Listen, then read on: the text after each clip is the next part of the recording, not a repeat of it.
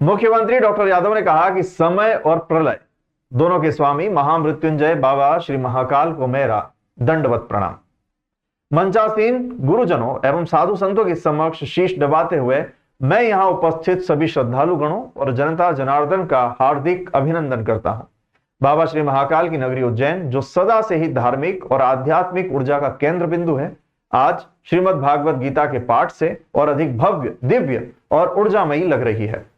अर्जुन को माध्यम बनाकर मुक्ति के तीनों मार्गों, भक्ति योग, ज्ञान योग और कर्म योग की गूढ़ता को स्पष्ट रूप से समझाने के लिए मोक्षदा एकादशी के दिन ही कुरुक्षेत्र में भगवान श्री कृष्ण ने अपना विराट स्वरूप प्रकट किया था।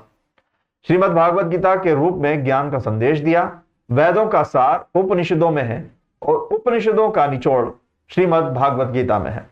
इस लिहाज से विश्व की प्राचीनतम और समृद्धतम आध्यात्मिक ज्ञान कोश का क्रैश कोर्स है भागवत गीता।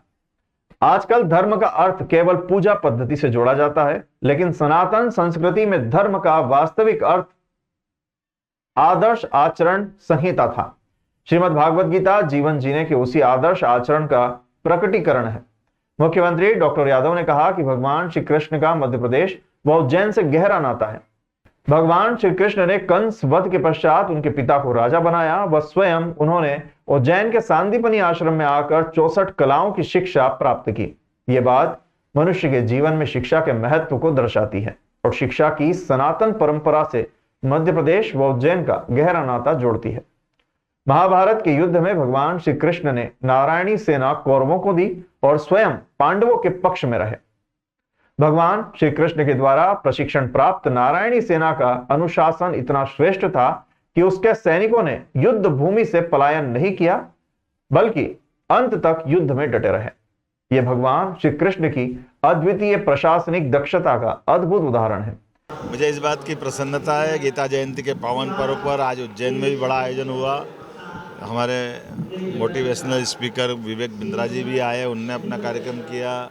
सभी प्रकार की गीता जयंती पर जो प्रतियोगिता हुई उनके पुरस्कार वितरण का कार्यक्रम भी हुआ है।